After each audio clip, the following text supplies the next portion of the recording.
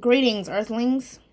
I don't want this video to be too long, so I'm gonna start this off quick. But as you guys, everybody probably has seen Kai Cenat's videos. His like secret channel that came out was trying to better himself by reading. Not gonna lie, I clowned him at first because of reasons, but I'm thinking about it, and it's actually mad cool what he's doing. Like, I don't know, not a lot of people really are trying to better themselves, and it's kind of crazy to clown somebody who's really just trying to be better, speak better, do better. So I want to do the same thing. I don't know if I'm gonna be consistent with it, but I like the idea of like a digital story time, but I picked up 3 books from the library yesterday. Regeneration by Pat Barker. I like Pat Barker. This book has been on my list for a long time. The Poppy War by R.F. Kuang. Or Kwong. I think it's Kwong. This book, this series, the Poppy War series, if y'all are looking for fantasy, get into it. So I've read this about like 3-4 times. I was looking in the case I started, I was like, dang, let me pick it up again. I need to get a physical copy. And then I got Beginners, The Joy and Transformative Power of Lifelong Learning, of Lifelong Learning by Tom Vanderbilt. I was just looking in the nonfiction, seen it, looked interesting, picked it up. Okay, so I think we're going to do Regeneration by Pat Barker. I'm going to set a timer for 15 minutes because I don't want this video to be too long. So in Kai fashion, let's get it going. 15 minutes and 3 seconds by accident. Okay. Part 1. Finish with the war, a soldier's declaration. I am making this statement as an act of willful defiance of military authority because I believe the war is being deliberately prolonged by those who have the power to end it. I am a soldier, convinced that I am acting on behalf of soldiers. Wait, sorry. I want to edit it so that an alarm actually goes off, because usually I just leave my phone on silent all the time. Okay, we're good. I am a soldier, convinced that I am acting on behalf of soldiers. I believe that this war, upon which I entered as a war of defiance and liberation, has now become a war of aggression and conquest. I believe that the purposes for which I and my fellow soldiers entered upon this war should have been so clearly stated as to have made it impossible to change them, and that, had this been done, the objects which actuated us would now be attainable by negotiation. I have seen and endured the suffering of the troops, and I can no longer be a party to prolong these sufferings for ends which I believe to be evil and unjust. I am not protesting against the conduct of the war, but against the political errors and insincerities for which the fighting men are being sacrificed. On behalf of those who are suffering now, I make this protest against the deception which is being practiced on them. Also, I believe that I may help to destroy the callous complacence with which the majority of those at home regard the continuance of agonies which they do not share, in which they have not sufficient imagination to realize. S. Sassoon, July 1917. Bryce waited for Rivers to finish reading before he spoke again. The S stands for Siegfried. Apparently he thought that was better left out. And I'm sure he was right. Rivers folded the paper and ran his fingertips along the edge. So they're sending him there? Bryce smiled. Oh, I think it's rather more specific than that. They're sending him to you. Rivers got up and walked across to the window. It was a fine day, and many of the patients were in the hospital grounds watching a game of tennis. He heard the pock-pock of rackets and a cry of frustration as a ball smashed into the net. I suppose he is shell-shocked? According to the board, yeah. It just occurs to me that the diagnosis of neurasthenia might not be inconvenient confronted with this. He held up the declaration. Colonel Langdon chaired the board. He certainly seems to think he is. Langdon doesn't believe in shell shock. And Bryce shrugged. Perhaps Sassoon was gibbering all over the floor. I've never heard that word before. I thought that said jabbering. Funk old boy. I know, Langdon.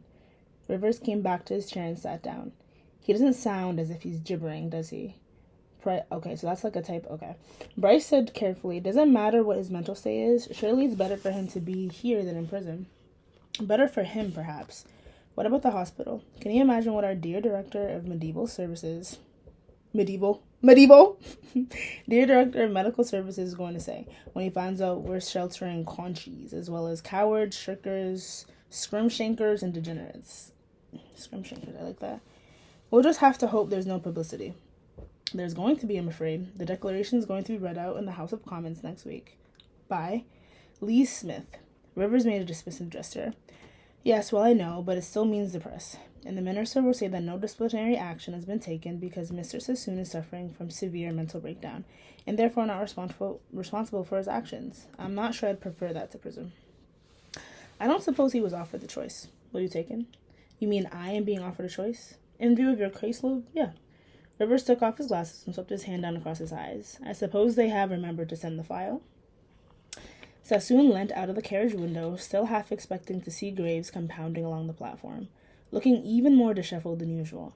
But further down the train, doors had already begun to slam and the platform remained empty. The whistle blew. Immediately he saw lines of men with gray, muttering faces clambering up the ladders to face the guns. He blinked them away. The train began to move. Too late for Robert now. Prisoner arrives without escort, Sassoon thought, sliding open the carriage door. By arriving an hour early, he'd managed to get a window seat. He began picking his way across to it through the tangle of feet. An elderly vicar, two middle-aged women, both looking as if they'd done rather well out of the war, a young girl and an older woman, obviously traveling together. The train bumped over a point. Everybody rocked and swayed, and Sassoon, stumbling, almost fell into the vicar's lap. He mumbled an apology and sat down. Admiring glances, and not only from the woman. Sassoon turned to look out of the window, hunching a shoulder against them all. After a while, he stopped pretending to look at the smoking chimneys of Liverpool's back streets and closed his eyes. He needed to sleep, but instead Robert's face floated in front of him twice, and twitching as it had been last Sunday, almost a week ago now, in the lounge of the Exchange Hotel. For a moment now, looking up to find that khaki-clad figure standing just inside the door, he thought he was hallucinating again. Robert, what on earth are you doing here? He jumped up and ran across the lounge. Thank God you've come. I got myself past fit. Robert, no. What else could I do, after getting this? Graves dug deep into his tunic pocket and produced a crumpled piece of paper. A covering letter would have been nice. I wrote. No, you didn't, Sass. You just sent me this. Couldn't you have at least talked to me about it? I thought I'd written. They sat down, facing each other across a small table. Cold northern light streamed in through the high windows, draining Graves' face of the light color it had. Sass, you've got to give this up. Give it up? You don't think I've come this far, do you, just to give in now? Look, you've made your protest. For what it's worth, I agree with every word of it. Bruh. Okay. My mom called me. I had to pick up. We needed to talk about something, but I paused it when she called, so we're at 8:50. We got that shit on. Where was I at? Where was I even at? Oh my god. Where was I at? No, you didn't, Sass. You just sent me this. Couldn't you have at least talked about it first? Wait.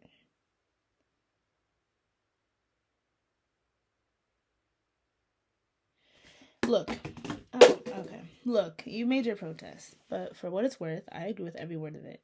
But you've never had your say. There's no point making a martyr of yourself. The only way it can get publicity is to make them court-martial me. They won't do it. Oh, yes, they will. It's just a matter of hanging on. You're in no state to stand a court-martial. Graves clasped his clenched fist. If I had Russell here now, I'd shoot him. It was my idea. Oh, pull the other one. And even if it was, do you think anybody's gonna understand it? They'll just say you've got cold feet. Look, Robert, you think exactly as I do about the war, and you do nothing. All right, that's your choice. But don't come here lecturing me about cold feet. This is the hardest thing I've ever done. Now on the train, that's real. that's a bar. Now on the train going to Craig Lockhart, it still seemed the hardest thing. He shifted in his seat inside, looking out over fields of wheat bending to the wind. He remembered the silvery sound of shaken wheat, the shimmer of light on the stalks. He'd have given anything to be out here, away from the stuffiness of the cartridge, the itch, and the constriction of his uniform. On that Sunday, they'd taken the train to Formby and spent the afternoon wandering aimlessly along the beach. A dull, wintry-looking sun cast their shadows far behind them, so that every gesture neither of them made was mimicked and magnified. They won't let you make a martyr of yourself, Sass. You should have accepted the board. The discussion had become repetitive. For perhaps the fourth time, Sassoon said, if I don't hold out long enough, there's nothing else they can do.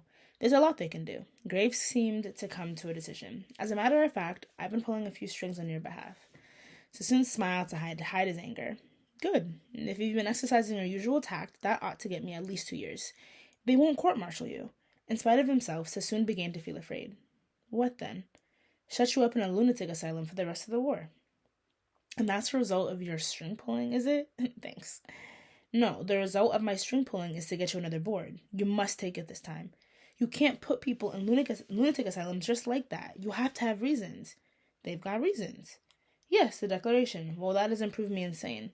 And the hallucinations, the corpses in Piccadilly, or Piccadilly? I don't know. A long silence. I'd rather hope my letters to you were private. I had to persuade them to give you another board. They won't court-martial me?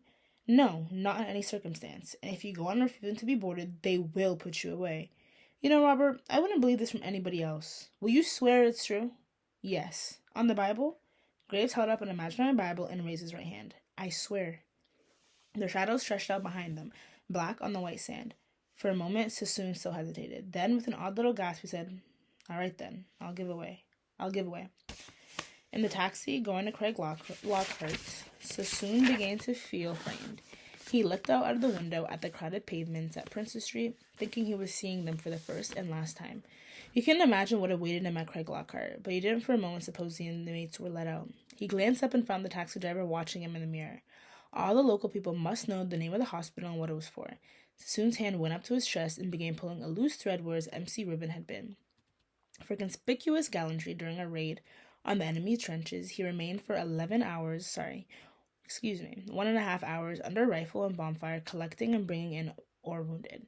Owing to his courage and determination, all the killed and wounded were brought in. Reading the citation, it seemed to Rivers more extraordinary than ever that Sassoon should have thrown the medal away. Even the most extreme pacifist could hardly be ashamed of a medal awarded for saving life. He took his glasses off and rubbed his eyes. He'd been working on the file for over an hour. But although he was now confident he knew all the facts, he was no closer to an understanding of Sassoon's taste of mind. If anything, Graves' evidence to the board, with his emphasis on hallucinations, seemed to suggest a full-blown psychosis rather than neurasthenia. And yet, there was no other evidence for that. Misguided the declaration might well be, but it was not deluded, illogical, or incoherent. Only the throwing away of the medal still struck him as odd. That surely had been the action of a man at the end of his tether. Well, we've all been there, he thought. The trouble was, he was finding it difficult to examine the evidence impartially. He wanted Sassoon to be ill. Admitting this made him pause. He got up and began pacing the floor of his room, from door to window and back again. He'd only ever encountered one similar case. A man who refused to go on fighting on religious grounds. Atrocities took place on both sides, he said. There was nothing to choose between the British and the Germans. The case had given rise to heated discussions in the MO's common room about the freedom of the individual conscious to wartime and the role of the army psychiatrist in treating a man who refused to fight. Rivers, listening to those arguments, had been left in no doubt of the depth and seriousness of the divisions. The controversy had died down only when the patient proved to be psychotic. That was the crux of the matter. I'm going to pause it by accident. A man like Sassoon would always be trouble, but he'd be a lot less trouble if he were ill.